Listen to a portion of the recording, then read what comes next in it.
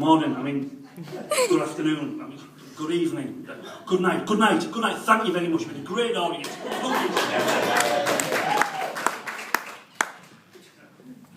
Sorry, missed the middle bit out. Sorry, I apologise about that.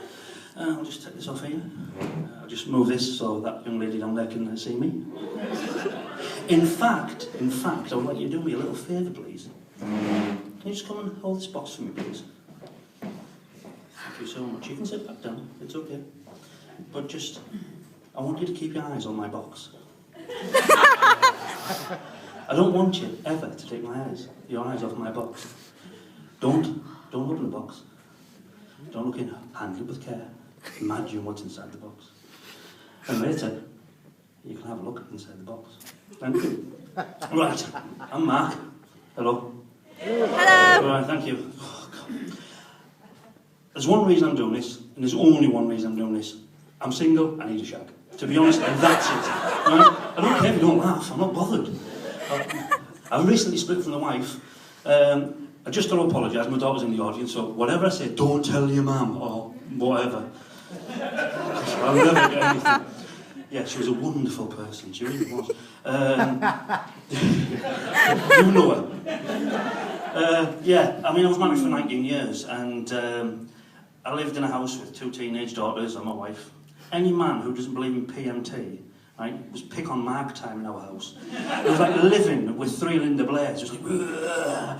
I wouldn't care. This rumour that goes around that everyone just, if 3 women live together or work together, they all join the same cycle. Bollocks. Complete bollocks. I had about 3 days off a month. That was it. I was so stressed. I thought, oh, I'm never going to do this. Well, I mean, we did get on. I mean, there was times. I mean, she turned around to us. I mean, she said, I mean, she's a bit sick of my childish behaviour. She said, Mark, we're going to have to sit down and talk because I'm just fed up with your childish behaviour. I said, yeah, like that was going to happen during conker season. She did actually chuck me out once. She turned around and said, you know what, I'm just so fed up of your obsession with American TV sitcoms. I went, happy days. Cheers. Taxi. But yeah, so eventually I did leave, and we're all happy and everything's fine. But I'm going to go tell you a story about work. I mean, you work with some characters and you work with some people. And when I first started work, I worked in a place called Epcot Sunbeds. Some of you may know it. And there was a guy there called Paul Regan. A lovely lad, absolutely heart of gold, but it wasn't the brightest button in the box. In fact, it wasn't even in the box. In fact, it wasn't even a button. There was a bit of lint that floated in the air and just went. Right. Anyway, so yes, I mean, this is the guy who turned around and said, when he was asked if he was well endowed, he said, oh, I'll just go and check my insurance policies. But it was Easter weekend, and he'd come back in on a Tuesday, and he was bouncing. He was like, oh, boy, brilliant, brilliant. We sat him down in the bed and said, what's brilliant, Paul? He went, oh, this weekend was fantastic. He said, Marie took us to church. And he said, well, sat there, and he said, people walking down the aisle, and they had big crosses. And he said, the boys were all dressed in white, swinging the balls, spreading incest everywhere. It's the Catholics for you.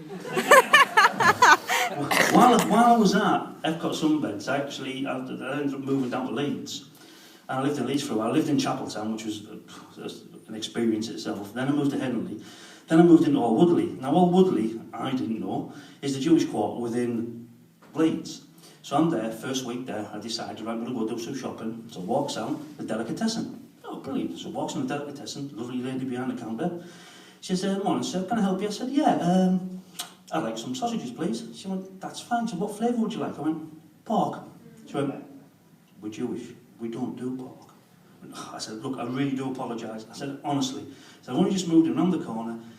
I didn't realise. I said, what flavours do you have? She went, oh, beef lamb. I said, can I have some beef, please? And she went, yeah, certainly. Is there anything else you would like? I said, yeah, some of the crusty loaf at the back there. She went, do you want it kosher? I went, I don't want it knocked off. Out.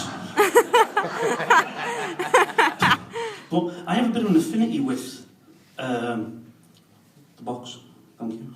I have a bit of an affinity with the Jewish people because close your ears, Stephanie, I'm circumcised. So, yes, yeah, thank you. Yeah, thank you. The sympathy comes. And other things too. I'd just like to say that for anyone later on. But I've also had a vasectomy. I mean, I had a vasectomy a few years ago, and that was, I wouldn't say walk in the park. I mean, it was fine, but the most frightening thing about it, I went to see the consultant, and my wife sat next to me, and he was an old guy, he must have been about 70-odd-year-old. He said, right, Mr. Wilkes. He said, have you heard about all the horror stories? I went, not really, no. He said, the horror stories, where your scrotum grows 4 times the size, turns black, and you're in pain for weeks. I mean, she's loving it. I'm going, no. She's going, yeah. He said, but don't worry, Mr. Wilkes. He said, because that's always with local anaesthetic. I went, oh, well, great, smashing, brilliant. She went, he said, I do it under general. Oh, good. He said, and my record's 12 minutes and 37 seconds. What? Fucking Olympic sport now? In, out, point, there you go, it's done and dusted, 12 minutes. So, I got it done, walk in the park, woke up, tea and biscuits. I mean, tea and biscuits are cure for everything. It's fantastic. I just had about 14 cups of tea and loads of biscuits, hence the size. That's the only reason I went in for a vasectomy, to get tea and biscuits. And I'm sat there, she goes, right, Mr. Woods, when you're ready, you can go and get changed. But before you go, we need you to go to the toilet. I went, okay then. Why? She went, we just need to make sure you can urinate.